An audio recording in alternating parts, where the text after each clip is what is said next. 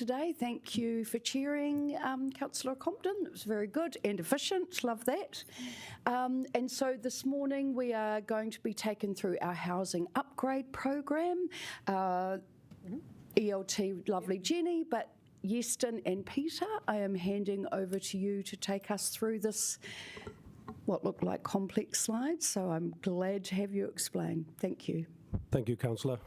Kia ora koutou. I'm Yeston. I'm the Manager of Property and Capital Projects and the business owner of Hub 2. Alongside me is Peter Mora, who's the Manager of our Capital Projects portfolio and the Director of Hub 2. So today, this report is structured to update you all on the delivery of Hub 2 following approval of the programme business case and associated resolutions. It starts with a brief recap of the approved business case, including the investment objectives and the resolutions agreed by Council. It also restates the baseline decisions that continue to govern programme delivery. The report then sets out the quarterly programme update, covering progress achieved in the period, overall programme health, schedule and cost performance, key risks and issues, and forecast activity for the period ahead, including how delivery is tracking against long-term plan budgets. A significant focus of this update is the programme rehousing strategy. This includes the rationale for the proposed approach and the role of 114 The Terrace, and the implications this has for programme sequencing, rephasing to maintain tenant well-being while supporting delivery at scale. The report concludes with programme finance updates, including rephasing, GST treatment matters, and a set of project images to illustrate delivery progress on the ground. I'll hand over to Peter to take us through the presentation. Great, thanks, Yeston. Kia ora koutou. So yeah, look, for some of these first set of slides might be a bit of a repeat for those serving on council in the last period, but are largely included for the benefit of those who are new to the table. So in May 2025, we brought a program business case to council. Ultimately, the reason for that was it was effectively to set out council's investment to achieve commitments that council made with the Crown back in 2008, which is referred to the deed of grant. Ultimately, the program, really our obligations are that council needs to fund the delivery of upgrades for half of the portfolio where where the Crown provided sort of an initial commitment which saw the upgrade of the first half of the portfolio, which the program, that phase of the program referred to as Hub 1, concluded around 2018. The approved business case really, by and large, was the scope of it was to largely complete like-for-like upgrades to the majority of the portfolio, the exception being two projects. One, a new build on Nairn Street, which is effectively sits adjacent or a part of a broader complex, which includes Berkeley, Dallard, Atona and Central Park Apartments, but it's a blank piece of land currently, and so it's sort of a good development site, and also some intensification of one site out in Strathmore. With, I guess, that, it's also proposed that the surplus properties that are sort of residual from the upgrade process would be divested of at the tail end of the program. And the idea is we hold on to the balance of portfolio to help with the rehousing processes, and then once that's come to an end, there's an opportunity to dispose of anything which is surplus. So at the moment, that's about 9 sites. Also, bundled in with Hub 2 was, as we were looking at the broader investment within the portfolio, we went and performed seismic assessments. This was pre-government announcement of earthquake-prone reforms, but we found that a number of our Hub 1 sites were also earthquake-prone. So the investment includes remediation of those effectively to 34% NBS. So ultimately, in terms of the investment objectives, what we were trying to achieve is, number one, achieve those deed of grant commitments, maintain the portfolio through the life of the program, i.e. that we didn't want to pull out a whole bunch of units and then find that our social housing tenants were left without somewhere to live. Provide the right thing, i.e. that the that we don't build property or upgrade property that doesn't align to the demands, which effectively is typically 70% one bedroom, 20% two bedroom, and so it reduces as you go up, kind of those typologies. Mitigate impact to tenants and deliver a best whole life cycle value to council and its ratepayers. That's just a slide with the investment objectives and the benefits in a bit more detail. With that approval, so ultimately the business case was approved and a series of resolutions was set out. Ultimately, confirming the agreement with the option and to set out how we would continue to report and engage with elected members through the life cycle of the program. The first being that we would come and speak to you quarterly with how the program was going, and then annually do a workshop as to the continued direction of the program. This is effectively briefing number 2 of that. So I won't go through all the detail here. Quite small up on the screen, but hopefully better resolution on your individual laptops or what you can see in front of you. But this was the format that we presented last time, which is trying to give a bit of a dashboard report, summarise at a high level of how we're going. So I'll just run through, I guess, some key highlights relative to, I guess, progress in the last period, and cover off a few notable matters. But number one, I guess, progress in the last period, we largely saw the completion of our tranche 1 sort of phase of the program, which was the upgrade of a series of vacant standalone properties, 23 properties, which last week were handed over to Toimahana to start to progress with rehousing activities. Also, Granville, this is another facet to the program, the handback of Granville, which was formerly a 100 unit site on the way out to Island Bay, Berempore. So ultimately, there was a separate resolution that council would hand back that site to the 10th Trust, who are the landowner. So the demolition activities and clearing the site's now complete, and formal handback activity process is happening, and I think it's next week. As I'm sure of you are well aware, it's in your diaries. Also, I guess aside from that, there was an independent health check undertaken, program health check undertaken to look at whether the program had been set up in the right way, and so we received a green rating from that. That was performed by IQANZ. And aside from that, really a lot of focus has been getting projects underway, standing up the rehousing work stream in substantial form, and part of that is developing looking at how we manage the rehousing process, and the slides on 114, the terrace, which we'll come to, has been a big part of that. And also a lot of work in the program space, i.e. development of the program procurement strategy and management plans about how we manage the program and how that trickles down to all the individual projects. So in terms of our health status, I'm not going to call out the greens, I'm just going to call out the ambers. So generally we think that we're performing pretty well. Program shown as amber in the next period is really there to reflect that with bringing on 114, we need to resequence our program. So there's, I guess, a bit of active management intervention there, to pick up the detail at a high level. It's working, but it's just really, at the moment, the program that's presented as part of this quarterly report is largely aligned to the baseline program. And so with that, there comes kind of a series of, let's say, second order effects, like the rephasing of budgets and setting up resourcing to help with the delivery at the rate that we need to.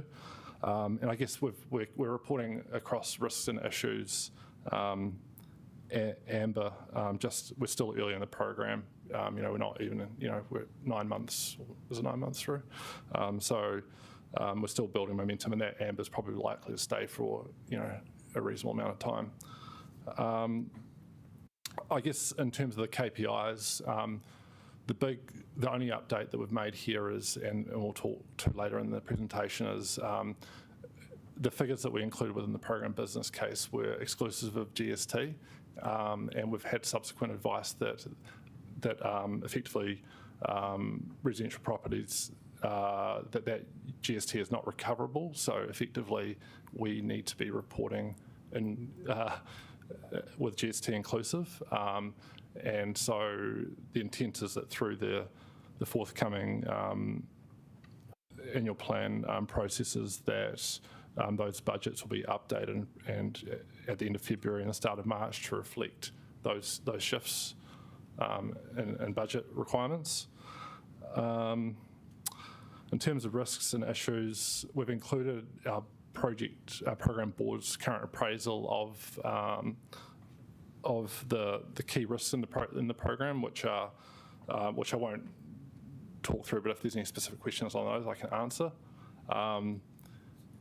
And yeah, aside from that, our baseline schedule we're tracking pretty well against for the things which are active. And I'll stop there and just take any questions because I realise I'm talking quite quickly. Great. Thank you, Peter. We've got Councillor Compton and then Councillor Randall. Thank you. Thank you. Thank you for the update so far. Does our budget in the LTP for the HUP2 program account for divestment? Any, Yes. It does? Yeah. Okay, thank you. And just on this GST issue, have we sought tax advice on trying to get around that? Yes, so that we sought when we observed that there was sort of that issue, we sought some external independent tax advice, and that came through in December, and effectively confirmed that we need to factor that. And so we were going through all the different facets of the program to confirm whether there was an ability to recover for certain aspects, but the advice wasn't. No, there isn't. Councillor Randall. Yes, just following up on that, given that we can't recover the GST, which we would normally have budgeted to do so, does that mean that the cost of a lot of the programs just gone up by 12.5%? 15%, sorry. Sorry, 15%. i.e. 75 million. And are in the finance business partner for infrastructure and delivery. So yes, the cost of the program will, but we're reviewing that as part of the annual plan work. So we'll be bringing it back to council when we have the annual plan discussions, and we're looking at opportunities within that same activity. We could reduce that impact, but there will be some budgetary impact. But by the time we come to you in February, early March, we're hoping to mitigate a majority of that. Okay, but I guess offline, would it be possible to get a bit of a headline figure about what the previous and revised costs are, so that we've got an idea of the sort of magnitude of what we're trying to deal with? Yeah, we can. Yeah, correct. And I guess that revised number is intended to factor some of the other movements within the program as well, through the rephasing. So there's a kind of a number of things which are happening with the finances at the moment that we want to bring a revised number back to elected members with, but we're still working through some of the detail. Right, thank you. I'll just do a run up. So Councillor Calvert, Mayor Little, and then Councillor Osborne. I know you showed the 10-year program, and that's relative to the LTP, but are you going to be able to do all the work within the 10 years, or is it extending beyond the 10 years? Yeah. So we're still within our program timeline. So within the 10 years, to upgrade all the properties, I thought it was going to take about 12 years to do them all. Is it going to be done within 10? We're within 10, yeah. Okay. And actually bringing on 114 helps accelerate as well. Okay, all right. And just when we're talking about the GST, without any offsets, we're talking roughly 75 million on a $500 million project. I think it's sitting at 56. Yes. Okay, thank you. Mayor Little. Oh. Fantastic. Councillor Osborne, then Councillor Rogers. Thank you, Chair. Just in terms of the rehousing using 114, the terrace, is there any support offered to tenants who, maybe moved a long way away from their work, for instance, and their transport costs will be significantly larger? Yeah, so I guess maybe if we just park those questions, and we'll take you through some of that rehousing Sure. rationale, and then that might help to answer. And if it doesn't, we can tidy it up. And then just quickly, in terms of the earthquake remediation work, you said you identified with regards to some of the HUP 1 properties. Yep. My understanding, central government funded HUP 1, yes? Correct. Yeah. Is central government going to fund this earthquake remediation work that has been identified as part of their? No.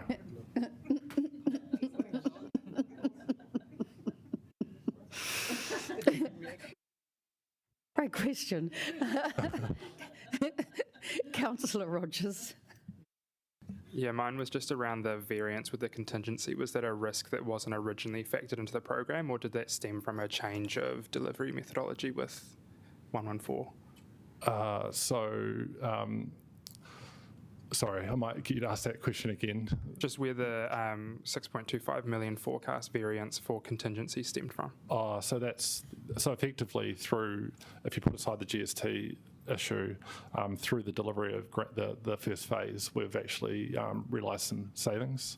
So that's a good variance in the sense that the intent is to take that 6.25 and reinvest it back as program contingency, whereas previously the majority of that had been allocated as effectively the expected project cost. Councillor Calvert. Yeah, look, I noticed there's some reassessment from the earthquake-prone standards. So has that helped to reduce some costs at all, or change costs? Yeah, we think it will help with HUP 2. Yeah. HUP 1, no. So the majority of that's based on our current appraisal of what central government has advised, but. The big thing is that the 34-67% system sort of disappears. So right now we have deed of grant requirements to deliver to 67%, but if that standard no longer exists, how do you then measure it? So there's a conversation that we need to have with MHUD on that aspect. But for HUP 1, we were always just pitching at 34% because lifting to anything higher brings with it a step change in scope and cost, and we were just trying to get the portfolio compliant, and that was it. Okay, thank you.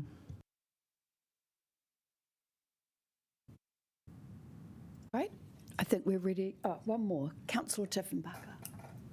With the sublease of 114 The Terrace, obviously that must be built into your budgets. Do you know if that sublease covers all the council costs back to the owner?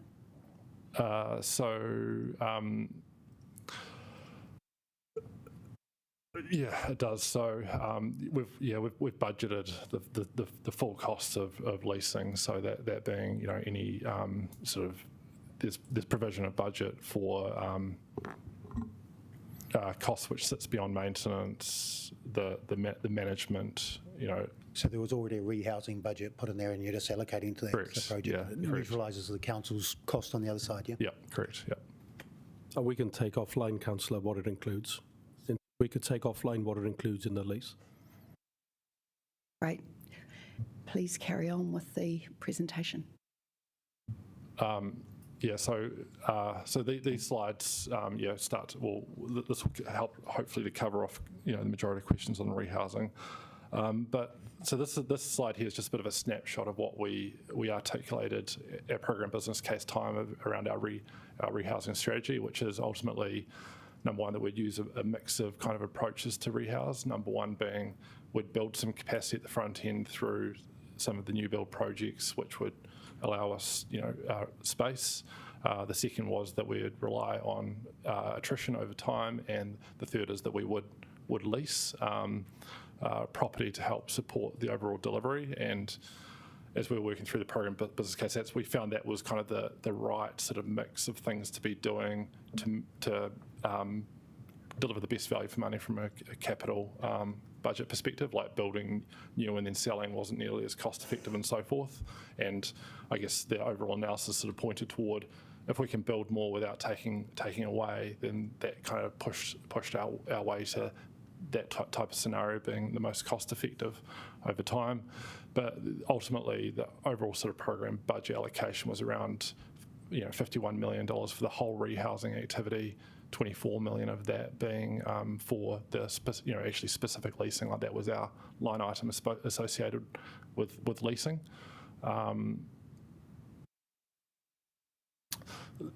Yeah, so sorry that this is a bit of a covered most of this, but I guess with 114, in parallel with the business case approval for Hub 2, elected members also asked Te Kāinga and the Hub 2 team to go and have a look at whether there was any opportunity for Te Kāinga to support that Hub 2 rehousing process, which the answer is yes. And so that's what's presented here. But ultimately, as we started to look at the typologies and where it was cited against our delivery program, we observed, okay, this building sort of lends itself to support the tenants who sit either in the city or in city fringe locations, i.e. conscious of disrupting those communities. So ultimately, the specific sites where this helps to support us in that rehousing activity is Pukehino, which is at the bottom of Brooklyn Hill with the round windows, Elizabeth Street and Queen Street, which sit in Mount Vic, and Duncan Terrace, whilst it's a little bit further removed. That's a 100-unit site with 50 studios across 2 buildings. So from it, whilst it's a little bit sort of geographically remote, it kind of lends itself to kind of that sort of typology. So this gives a bit of a profile of what 114 is made up of. And I guess aside from the 114 itself, we're planning to lease car parks to support, effectively providing tenants with the provisions that they currently have to effectively make it a good proposition for those tenants. So that's factored in our costs for, it's within budget. And so that a lot of the conversations we've been going backwards and forwards between Te Toi Mahana to go, what is a tenant offer that's going to work, that you can actually get buy-in and make this a good experience for those tenants. But ultimately, the way we're going to manage this is through 2 phases. Phase 1 is, and the Pukehino tenants don't know this yet, so this is, we want to present to you before we start to actually talk through the detail here, but the idea is that we would relocate tenants who are currently within Pukehino to 114. They would stay there for a period of about 5 years. That would allow us to upgrade Pukehino, also deliver Nairn Street in parallel with that, because they're kind of within 200 metres of each other, those sites. Oh, okay, righto. Okay, sorry. And then the idea would be phase 2 would be to relocate those tenants from those other sites across to Nairn Street, and then as we're exiting Pukehino, as we're exiting the leases, rehouse those people who are currently in 114 back into their current communities. So it's trying to keep, ultimately, the approach is trying to keep those communities together. We recognise that this won't fit for each tenant, and so whilst this is kind of a macro strategy, there'll obviously be individual arrangements with individual tenants to make it work, and that might necessitate less direct moves. So sorry, does that? I'll stop there and just take some questions. So I just wanted to note that this is public and live streamed. Yeah. So an immediate action after this briefing to coordinate with Te Toi Mahana about the communication with those tenants. I'm sure many of them will be interested in watching this briefing. Kia ora, Councillor Tiffenbacher. Thank you, Councillor Matthews. Did I hear you right that we're moving people for 5 years to here? Why are we such a long period of time and not just doing it as we need and putting people in for a shorter period of time? Because obviously the community they live in is obviously maybe their community. Just seems a long time to move someone out of a community, that's all. We did review a number of different scenarios, which, the move in, move out type scenarios, and we found that that would likely actually be more disruptive to those communities, and it starts to become quite logistically difficult as well. But yeah, again, I guess this is a proposition to those tenants that we'll work through with each one of those tenants. So there's some projects that we're expecting to take 5 years to actually do, because I mean, it just seems that you would, when their place was ready again, you'd put them straight back in there. Would seem like a lot. So I'm just trying to get my head around it because it seems strange. Councillor, I think it's something, again, given the sensitivities of the rehousing phasing, with this being public, perhaps we can take it offline. I'll take you through the programme. Great, thank you. So shall we move through to the next stage of the presentation? Yep, Be good. sure. Thank you. So the last year's slide, or the second to last year's slides, the program finance updates, we've already touched on a number of these points already, so I'll just take any further questions there. But ultimately, yeah, we've from a pure project delivery standpoint, we've achieved savings through that first tranche of program. And yeah, intent is to reallocate that into the program contingency, which was what we communicated as our sort of financial strategy relative to contingency management at program business case time. There's some minor recoding adjustments that we need to make for Granville, which will come through as part of the upcoming annual plan discussions, and then we've touched on GST, and also there's a rephasing activity that we need to do with budgets relative to 114. I think it's also important to note, while we're talking about finances, with the completion of this works and our design standard, we are standardising a lot of the fit out in this accommodation. So there will be OPEX savings down the line, because it will be a lot more economical to carry out maintenance going forward. Great, thank you. Ready for questions? Yeah. More or less. Great. We've got Councillor Compton, Councillor Calvert, and then Councillor McNulty. Deputy Mayor McNulty, sorry, Deputy. Thank you. I don't wish to labour around the GST thing, but when we come back with the annual plan discussion, you've initially just mentioned that there might be opportunity to make savings within the program. Would we have gone as hard to find those savings if we didn't have this GST implication? Yes, definitely. Councillor Calvert. Yeah, my questions are around depreciation and how, and then also have we got a better idea of the payback period? Because obviously this is going to cost us, probably with inflation over the 10 years, it was looking around about $600 million.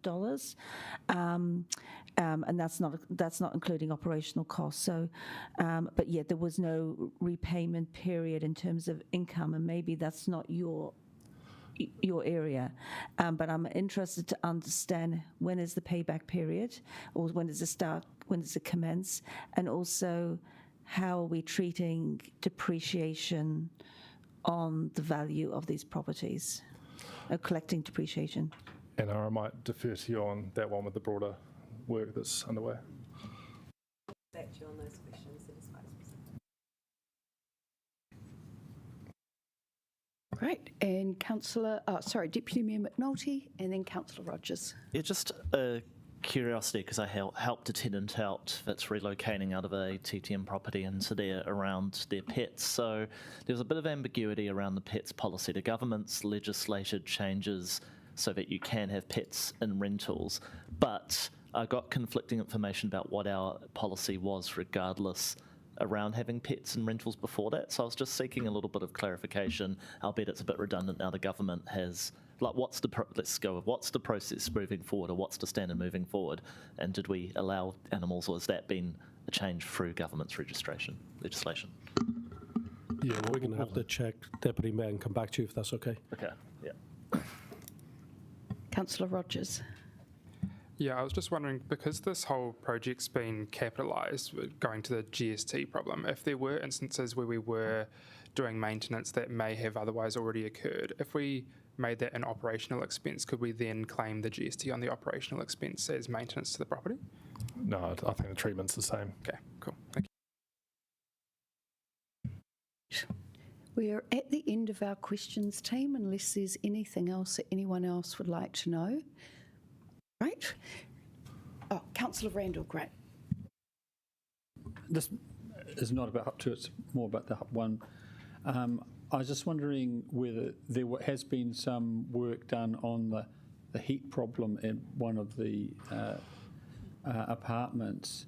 And even though this is not the purpose of this workshop, I was wondering if officers had any high-level update on progress towards understanding that. Thanks. Go on. Yeah, so we have been working through with that, and so where we are in the process is that some thermal analysis has been undertaken, and it has confirmed that Newtown Park is overheating, and right now we're in the process of determining what the, for lack of a better term, environmental controls are that would ultimately address that, and as we've got better definition of that, plus the cost, we'll bring it back to elected members for consideration. We've also met with one of the tenants, or actually a couple of the tenants, to give them an update last week on where we stand. Okay, and so you're working, I mean, the tenants are the ones who are first and foremost being informed of the progress of this investigation? Yeah, correct. So one of the tenants reached out directly to us, and we said that we're happy to meet with them here, listen to their concerns, and present the findings that we had so far. And then as we start to define what the solutions might look like, engage with them on that, and then effectively bring any commentary that they might have alongside what solutions we consider would work, and the associated costs back to elected members. Great. So, look, I know some of these, it sounds like these sort of issues are a very, very tricky issue, and it's important we get the information right before we analyse it. So I look forward to the report. Thank you. Right, thanks, Councillor Randall. That was on my list to email about today, so you've just saved that job. Great, so I think we're at the end of our questions, and I think, Councillor Calvert, can I just clarify, are you asking for a bit of a long-range financial overview of the programme? I am, but that obviously includes over the next 10 years. So it includes how we're treating depreciation on this specifically. I know we've got broader approaches to depreciation and that, but I'd like to know what we're doing at the moment on this program, and what is the repayment, from an income perspective, because properties are owned by Wellington City Council. We leased it to Toi Mahana, and so how do we pay? How are we going to pay for these upgrades, basically, rather than just keep putting it on debt?